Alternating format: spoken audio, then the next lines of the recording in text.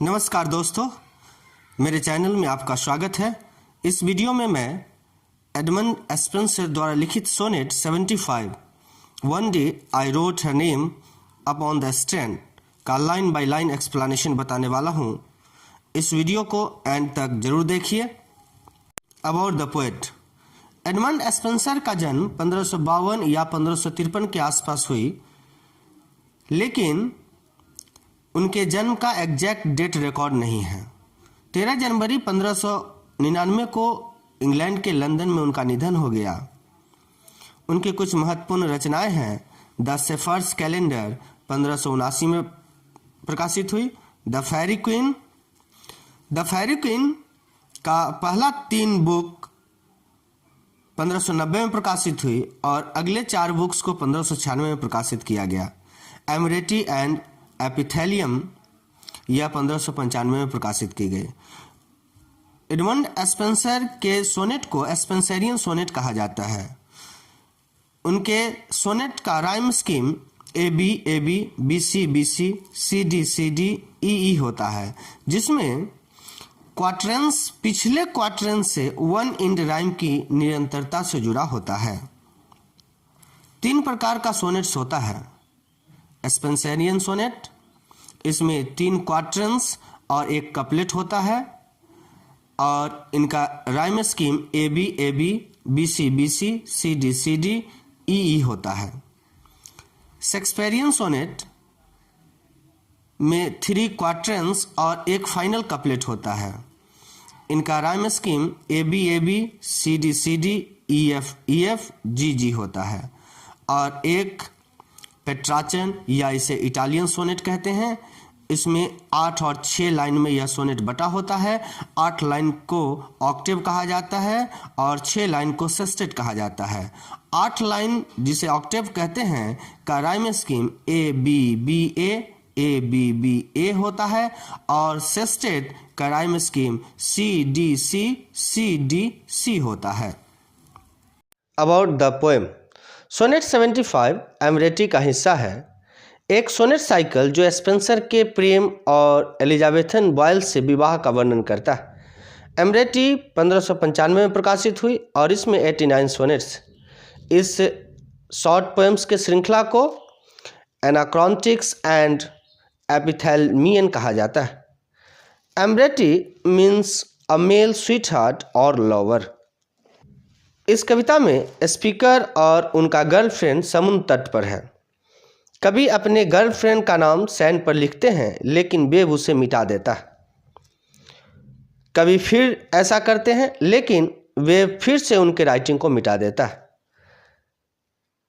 कवि का गर्लफ्रेंड कवि से कहती है कि सैंड पर उसका नाम लिखना मूर्खता होगा। तब स्पीकर अपने गर्लफ्रेंड से कहते हैं कि वह उसका नाम अपनी कविता से अमर कर देगा और उन दोनों का प्रेम सदा जीवित रहेगा। The main themes in sonnet 75 are immortality and love. Quatrain 1। One day I wrote her name upon the strand. एक दिन मैंने स्ट्रैंड मीन्स बीच पर उसका नाम लिखा। But came the waves and washed it away. लेकिन वेव्स आया और इसे बहा ले गया, इसे मिटा दिया। आई से स्पीकर को रेफर किया गया है। स्पीकर और उनका बिलॉव्ड बीच के नज़दीक चिल हो रहे हैं और वे सैंड पर अपने बिलॉव्ड का नाम लिखते हैं, लेकिन बीच पर नाम लिखने पर सी का वेव उसे मिटा देता है। Again I wrote it with the second hand. फिर से मैंने अर्थात स्पीकर ने सेकेंड हैंड से इसे सैंड पर लिखा। But came the tide and made my pains spray. लेकिन टाइड आया और मेरे दर्द का शिकार कर लिया। कभी अपने राइटिंग को हिज पेंस के रूप में रेफर करते हैं। प्रे को मेटाफोर के रूप में प्रयोग किया गया है। कभी कल्पना करते हैं कि राइटिंग प्रे की तरह है। जिस तरह शिकारी शिकार करता है, उसी प्रकार वेव्स कवि के राइटिंग का शिकार करता है। इस क्वार्टरन में राइम स्कीम ए बी है। क्वाड्रेंट 2, व्हेन मैन शेड सी। कवि का गर्लफ्रेंड बोली बेकार आदमी। दैट डोस्ट इन वेन ऐसे। दैट मीन्स वह, डोस्ट डज का एक वर्ड है, इन वेन मीन्स बेकार, ऐसे मीन्स एक्सपेरिमेंट और अटेम्प्ट। कवि का गर्लफ्रेंड बोलती है कवि को कि तुम बेकार आदमी हो और तुम जो यह प्रयास कर रहे हो यह सब बेवकूफी है, यह सब बेकार है। अ मॉर्टल थिंग सो टू इमोर्टलाइज। एक मरणशील वस्तु ऐसा अमर बनाते हो।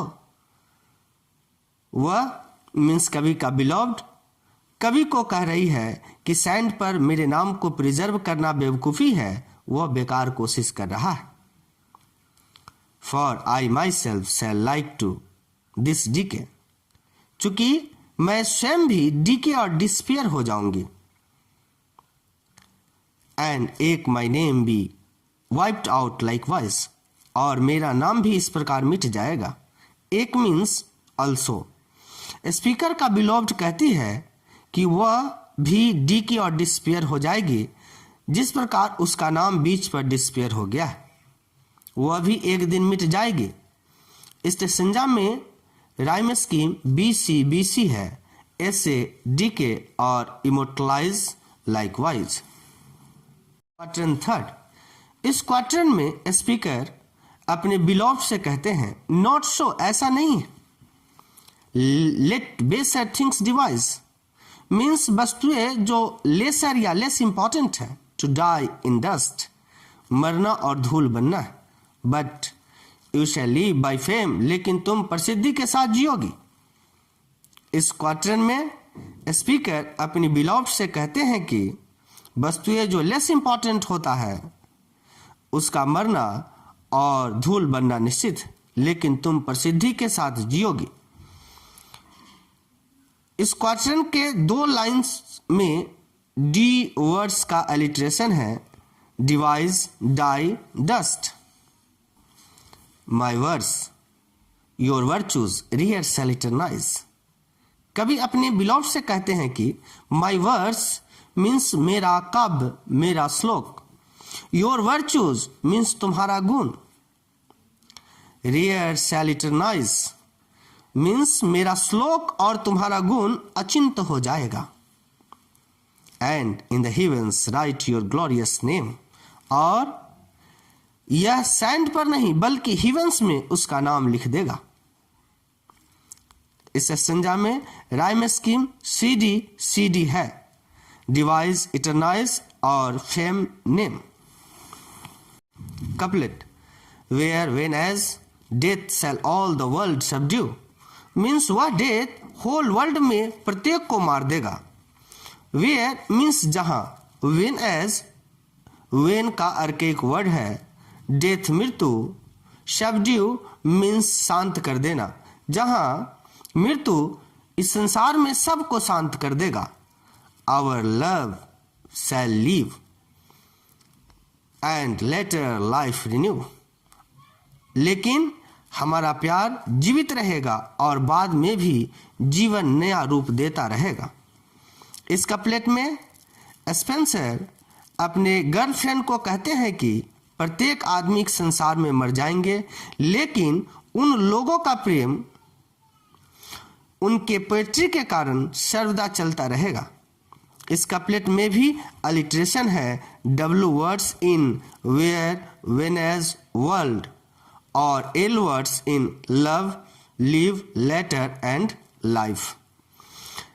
कविता का यह लास्ट 2 लाइन्स भी राइमिंग कपलेट है।